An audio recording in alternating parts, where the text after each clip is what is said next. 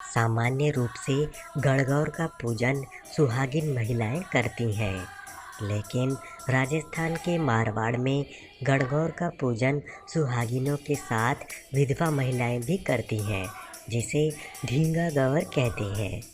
यह पूजन चैत्र मास के शुक्ला तृतीया से वैशाख कृष्ण पक्ष की तृतीया तक किया जाता है। इस उत्सव को धींगा गवर या बेटमार गणगौर के रूप में भी जाना जाता है। जोधपुर में इस उत्सव का आयोजन बड़े ही भव्य रूप में किया जाता है। गवर माता को पार्वती का रूप माना जाता है और ईश्वर जी शिव के प्रतीक हैं, जबकि धींगा गवर को ईश्वर जी की दूसरी पत्नी के रूप में मान्यता मिली हुई है। धींगा गवर भीलनी के रूप में माँ पार्वती का स्वरूप है। इस संबंध में शिव पार्वती के हंसी ठिठोली की कथा भी जुड़ी हुई है, जिसके अनुसार भगवान शिव ने एक बार रूप बदलकर पार्वती जी से हंसी ठिठोली की, जिसके जवाब में माँ पार्वती ने भी वन कन्या का रूप धरकर भगवान शिव की हंसी ठिठोली का जवाब दिया था। एक अलग किंवदंती के अनुसार धींगा गवर एक भीलनी थीं, जिनके पति का निधन उनकी यौवनावस्था में हो गया था। तब वो ईश्वर जी के नाते आ गई थीं। धींगा गवर विधवा हो गई थीं और उन्हें भगवान की कृपा से पुनः ईश्वर जी जैसे पति मिल गए। इसी कारण से विधवा महिलाएं भी अगले जन्म में अच्छे पति की कामना से यह पूजन करती हैं। इस पूजन में हर मोहल्ले में एक दीवार पर गवर माता का चित्र बनाया जाता है, जिसमें भगवान शिव और गजानन के अलावा मूषक, चांद और सूर्य के चित्र भी बनाए जाते हैं। इसके पास कुकड़ माकड़ और उनके 4 बच्चों के पुतले रखे जाते हैं, जो कि मिट्टी के बने होते हैं। धींगा गवर को पूजने वाली महिलाएं 16 दिन तक अपने हाथ में 16 गांठों का डोरा बांधती हैं। विभिन्न रंगों के प्रयोग से दीवार पर बनाई गई धींगा गवर की कुमकुम, चावल, पुष्प आदि से पूजा की जाती है। धींगा गवर की पूजा दोपहर बाद की जाती है। पूजा के दौरान महिलाओं के समूह पारंपरिक गीत गाते हैं।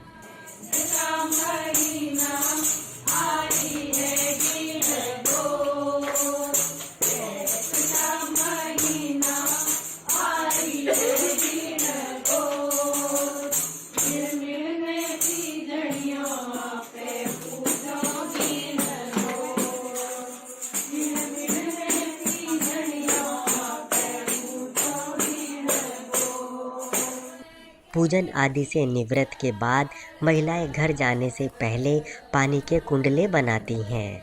वैशाख कृष्ण पक्ष की तृतीया के एक दिन पहले तीजड़ियाँ पवित्र सरोवर से जल भरकर लाती हैं और माता का पूजन करती हैं। 16वें दिन वैशाख कृष्ण पक्ष की तीज की रात धींगा गवर का रति जगा और भोलावणी होती है। जिस समय भोलावड़ी के लिए गवर को ले जाया जाता है, महिलाएं अपने हाथ में बंधा डोरा गवर के बांध देती हैं। इस अवसर पर 4 बार आरती होती है। देर रात को भोलावड़ी होती है। जगह जगह स्टेज सजने लगते हैं। पाठ पर 16 श्रृंगार युक्त गवर माता विराजित की जाती हैं। धींगा गवर को माई का भोग लगाया जाता है। आरती के बाद महिलाएं स्वांग रचकर सड़कों पर निकलती हैं। बेटमार गणगौर मेले की शुरुआत कुछ इसी तरह होती है। अलग अलग स्वांग रचकर आने वाली तीजड़ियों द्वारा धींगा गवर के दर्शनों का सिलसिला शुरू हो जाता है। इस दौरान महिलाएं कोई राजा रानी बनकर तो कोई शिव पार्वती, कोई पुलिस की वर्दी में तो कोई भयानक राक्षस की वेशभूषा में धार्मिक और पौराणिक पात्रों भीष्म, अर्जुन, महादेव, कृष्ण, राम के साथ ही जाट जाटनी, कश्मीरी, हरियाणवी, गुजराती परिधानों में सजी महिलाएं कई बार तो इस तरह के स्वांग रचती हैं कि एक बार तो घर वाले भी उन्हें नहीं पहचान पाते हैं। इस मौके पर कई स्थानों पर स्वांग रचने वाली महिलाओं को सम्मानित भी किया जाता है। कहीं भंवर माने पूजन देव गणगौर तो कहीं पारंपरिक गीतों की स्वर लहरियाँ गूंज उठती हैं। तो कहीं तेज डीजे की धुनों पर ऑर्केस्ट्रा के साथ नामचीन कलाकार और पारंपरिक गायक फिल्मी गीतों तथा धुनों पर अपने गायन के जौहर दिखाते हैं। जगह जगह बनाए गए स्टेज पर कहीं लोक कलाकार तो कहीं तीजड़ियाँ ही मगन होकर नृत्य करती हैं।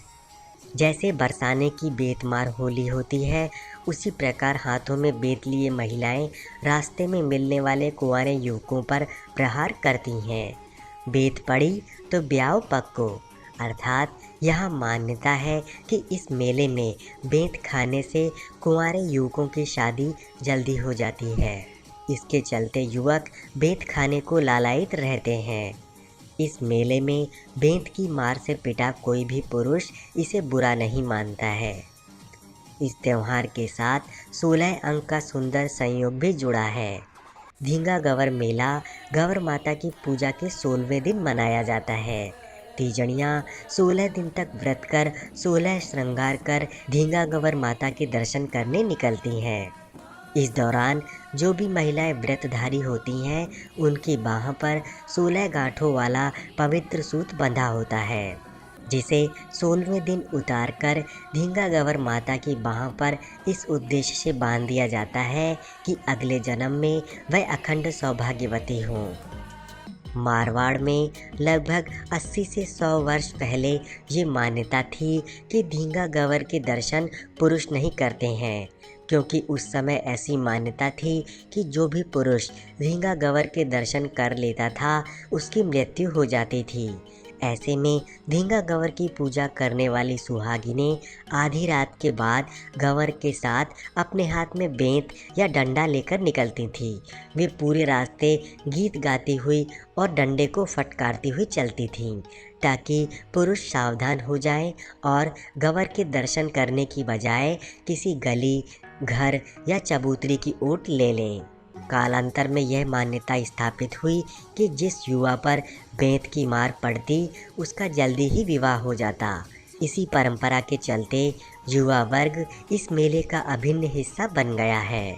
आपको भी कभी मौका मिले तो जोधपुर में इस मेले को देखने आइएगा ज़रूर।